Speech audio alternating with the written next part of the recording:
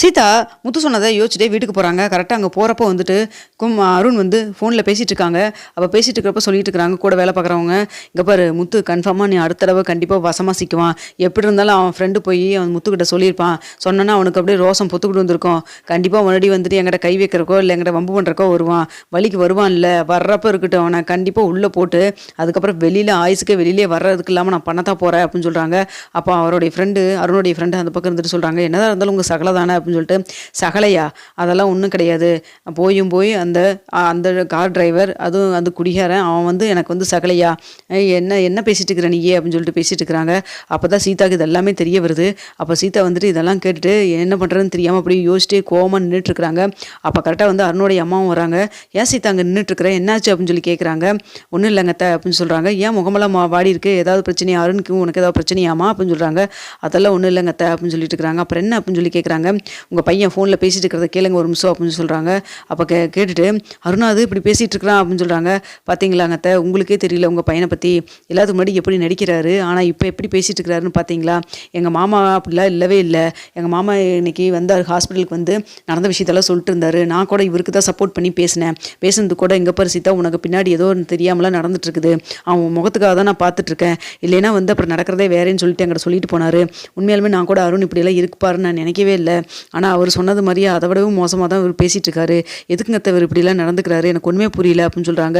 அவன் சின்னதுலேருந்தே அப்படித்தாம்மா, யாருக்காச்சும் ஏதாவது பிடிக்கல அப்படின்னா, யாரையாவது பிடிக்கல அப்படின்னா கண்டிப்பாக அவன் மனசில் வச்சுக்கிட்டே தான் இருப்பான். அதை கடைசி வரைக்கும் சொல்லி காமிச்சிட்டே இருப்பான். ஆனால் இப்படி பழி வாங்குற புத்தி இருக்குன்னு எனக்கு தெரியவே தெரியாது, நான் பேசிக்கிறேன் அவங்ககிட்ட அப்படின்னு சொல்கிறாங்க.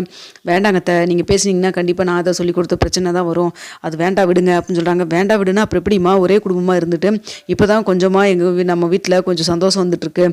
முத்து வந்துட்டு முன்னாடி மாதிரி கூட கிடையாது. முத்துனால சில இடத்துக்கெல்லாம் வர முடியலன்னா கூட நம்ம வீட்டுக்கெல்லாம் மீனாவை அனுப்பிச்சி வைக்கிறாரு. மீனாவும் வந்துட்டு நல்லபடியாக வந்துட்டு போயிட்டு இருக்காப்புல.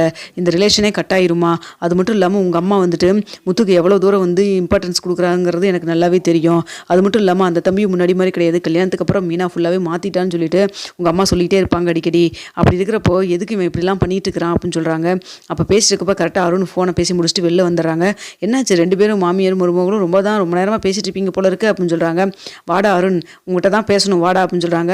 என்ன இன்ன வரைக்கும் ரெண்டு பேரும் பேசிட்டு இருந்தீங்க, ரெண்டு பேரும் சேர்ந்து இப்போ என்ன பண்ண போகிறீங்க அப்படின்னு சொல்லி கேட்குறாங்க. நாங்களாம் ஒன்றும் பண்ணல, நீ தான் வந்துட்டு இந்த குடும்பத்துக்குள்ள பண்ணக்கூடாத விஷயத்தையெல்லாம் பண்ணிட்டு இருக்கிற அப்படின்னு சொல்கிறாங்க.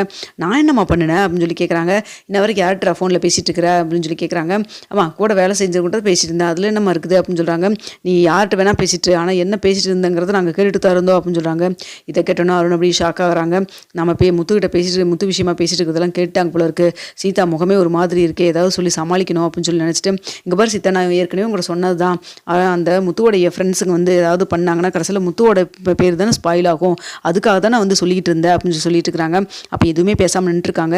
என்னம்மா நான் கரெக்டு தானே சொல்கிறேம்மா, என்னதான் இருந்தாலும் நம்மளாம் ஒரே ஃபேமிலி ஆகிட்டோம், முத்துவோட பேர் கெட்டுச்சுன்னா அது என் பேரும் கெட்ட மாதிரி தானம்மா. அது மட்டும் இல்லாமல் இந்த மாதிரி டிபார்ட்மெண்ட்டில் இருந்துக்கிட்டு முத்துவோடைய பேரெல்லாம் கெடுறக்கு நான் வந்து விடுவேனா அப்படின்னு சொல்லிட்டு இருக்கிறாங்க. அப்பவும் எதுவும் பேசாமல் அவங்க அம்மாவும் நின்றுருக்காங்க. ஏன் ரெண்டு பேரும் எதுவுமே பேசாமல் அப்படியே கல்லு மாதிரி நின்றுருக்கீங்க, என்னாச்சு அப்படின்னு சொல்லி கேட்குறாங்க. உன்னை நான் பெற்றதுக்கு ரொம்ப வருஷமாக நினச்சிட்டே இருப்பேன், ரொம்ப பெருமையாக நினைப்பேன் நான், இப்படி ஒரு பையனை நம்ம வந்து பெற்றிருக்கோமே அப்படின்னு சொல்லிட்டு கடவுளுக்கு நான் சொல்லாத நன்றியே கிடையாது. ஆனால் இப்போ நினைக்கிற ஏன்டா உன்னை பெத்தன்னு சொல்லிட்டு அப்படின்னு சொல்கிறாங்க. என்னம்மா இப்படியெல்லாம் பேசுகிற, இது மேலே நீ பேசுனதே கிடையாதேம்மா அப்படின்னு சொல்கிறாங்க. ஆமாண்டா ஒரே பையன் அப்படின்னு சொல்லிட்டு அவ்வளோ தூரம் நீ செல்லம் கொடுத்து வளர்த்துனேன். ஆனால் வந்துட்டு குடும்ப சூழ்நிலை, இப்போ இருக்கிற சூழ்நிலை என்ன, யார் நல்லவங்க கெட்டவங்க, யாரை பழி வாங்கணும் யாரை பழி வாங்கக்கூடாதுன்னு கூட உனக்கு தெரியல அப்படின்னு சொல்கிறாங்க. என்னம்மா பேசுகிற, எனக்கு உண்மை புரியல அப்படின்னு சொல்கிறாங்க. அத்தா விடுங்க அவர் போக்கிலே விடுங்க, அவர் என்னதான் பண்ணுறாரு நம்மளும் பார்க்கலாம் அப்படின்னு சொல்கிறாங்க. என்ன சீதா நீயும் ஒரு மாதிரி பேசுகிற, என்னாச்சு உனக்கு அப்படின்னு சொல்லி கேட்குறாங்க. இங்கே பாருங்க போதுங்க நடிக்காதீங்க, நீங்கள் பேசுனது எல்லாத்தையும் நாங்கள் கேட்டுட்டோம். எங்கள் மாமா மேலே அப்படி என்னங்க உங்களுக்கு காண்டு, அப்படி என்னங்க அவரை பழி வாங்கணும்னு நீங்கள் நினைக்கிறீங்க. இன்றைக்கி கூட ஹாஸ்பிட்டலுக்கு வந்தார், எங்கள் முத்து மாமா அப்படிலாம் இருக்கவே மாட்டார். யாரையாவது பிடிக்கல ஏதாவது பிரச்சனைனா உடனே சடால்னு கை வச்சுட்டு தான் அடுத்தது பேசவும் செய்வார். அவர் கோவத்தெல்லாம் இப்போல்லாம் கண்ட்ரோல் பண்ணிவிட்டு என்கிட்ட வந்துட்டு பேசிட்டு போனார். இவன் அதுலேருந்தே தெரியுது அவர் எவ்வளோ மெச்சூரிட்டியாக வந்துட்டு குடும்பம் வேணும், குடும்பத்தில் எல்லாருமே வேணும் அப்படின்னு சொல்லிட்டு அனுசரித்து போகிறான்னு தெரியுது. ஆனால் நீங்கள் அனுசரித்து போகணும், குடும்பமெல்லாம் வேணும்னு வாய் வார்த்தை மட்டும் சொல்லிவிட்டு, ஆனால் அதுக்கப்புறம் அதுக்கு தகுந்த மாதிரி ஒரு துளி கூட நீங்கள் நடந்துக்கிறது கிடையாது. ஏன் முன்னாடியோ அத்தை முன்னாடியோ ஒரு மாதிரி நடந்துக்கிட்டு அதுக்கப்புறம் வந்து வெளியில் நீங்கள் முத்துவுக்காக வந்துட்டு முத்து மாமாக்காக வந்து வேறு மாதிரி நடந்துக்கிறீங்க அப்படின்னு சொல்கிறாங்க. ஆனால் நான் கூட நினச்சேன் பரவாயில்ல இவர் இப்படி வந்து நம்மக்கிட்ட சொன்னாரே வேலை விஷயத்தில் அப்படின்னு சொல்லிட்டு நேற்று கூட நான் ஒரு நிமிஷம் நினச்சி சந்தோஷப்பட்டேன்.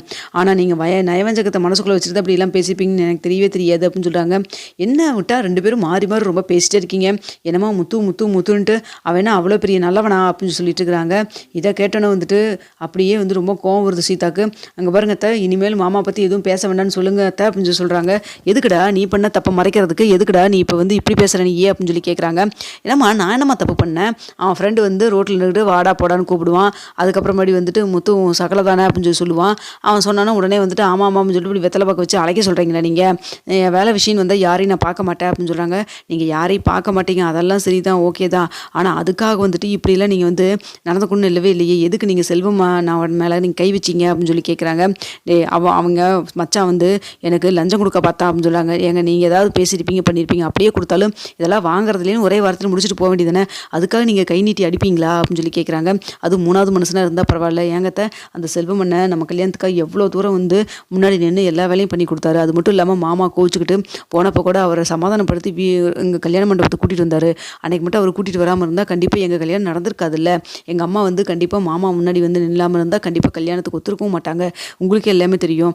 அதற்கும் மேலே எங்கள் மாமா வந்துட்டு இவ்வளோ தூரம் கோவம் இதெல்லாம் இருந்தால் கூட சீதா நல்லா இருந்தால் போதும்னு சொல்லிட்டு கடைசியாக ஒரு கட்டத்தில் அவரே வந்து சம்மதம் சொல்லி சேலையில் வாங்கி கொடுத்து எவ்வளோ தூரம் எங்கள் கல்யாணம் நல்லபடியாக நடக்கணும்னு நினச்சாரு. அப்படி இருக்கிற மனுஷனை இவர் ஏன் இப்படியெல்லாம் நினச்சிட்டு இருக்காரு? எனக்கு என்ன பண்ணுறதுனே ஒன்றுமே புரியல. எங்கள் மாமா சொன்ன மாதிரி நான் அவசரப்பட்டுட்டணும்னு எனக்கு தோணுது இந்த நிமிஷம் அப்படின்னு சொல்கிறாங்க. என்ன சீதா, அந்த கார் டிரைவருக்காக போய் என்னை தூக்கி எறிஞ்சு பேசுகிற நீயே அப்படின்னு சொல்கிறாங்க. தூக்கி எறிஞ்செல்லாம் பேசலைங்க, இருக்கிற நியாயத்தை தான் நான் சொல்லிட்டு இருக்கிறேன். யாராக இருந்தாலும் தப்பு பண்ணால் தப்பு தான், கரெக்டுனா கரெக்டு தானே.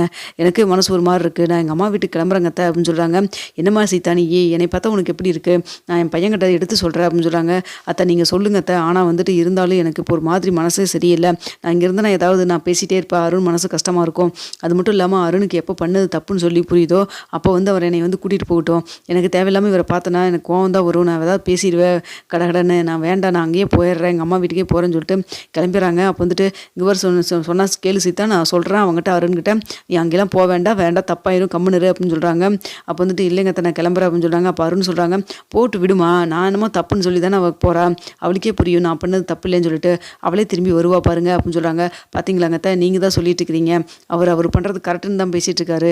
அவர் எப்போ உண்மையை ரியலைஸ் பண்ணி கரெக்டாக தப்பா இல்லையான்னு சொல்லி சொல்கிறாரோ அப்போ நான் வந்துக்கிறேன். அவர் பண்ணது தப்புன்னு சொல்லிட்டு என்னைக்கு சொல்கிறாரோ அன்றைக்கி நான் பார்த்துக்கிறேன், விடுங்க நான் கிளம்புறேன். நீங்கள் உங்களையெல்லாம் கல்யாணம் பண்ணுறதுக்கு முன்னாடி எங்கள் மாமா தான் எங்களை எல்லாருமே நல்லா பார்த்துக்கிட்டாரு. அந்த மனுஷன்லாம் தப்பாக சொன்னதோ அதெல்லாம் என்னால் அனுமதிக்கவும் முடியாது. அது மட்டும் இல்லாமல் செல்வ அண்ணனை பற்றி எனக்கும் தெரியும். நேற்று இவர் சொல்கிறப்பே நான் சொன்னேன் அந்த அண்ணன்லாம் அப்படிலாம் பண்ண மாட்டாங்கன்னு சொல்லிட்டு, இல்லை அவர் அப்படி தான் பண்ணான்னு சொல்லிட்டு திரும்பவும் பேசினார். இப்போ வந்துட்டு இல்லைன்னு சொல்லிட்டு இருக்கிறாங்க. இதெல்லாம் என்னால் பார்த்துட்டு ஏற்றுக்கிட்டு சகிச்சுக்கிட்டு இருக்க முடியாதுங்க அத்தை, எனக்கு கோவம் வந்துடும், நான் ஏதாவது பேசிடுவேன். வேண்டாம் விடுங்க, அவர் எப்போ தப்பு உணர்ந்தாரோ அப்போ நான் வருறேன் அப்படின்னு சொல்லிட்டு கிளம்பி போகிறாங்க. அங்கே போனால் கரெக்டாக மீனாவும் அங்கே இருக்காங்க.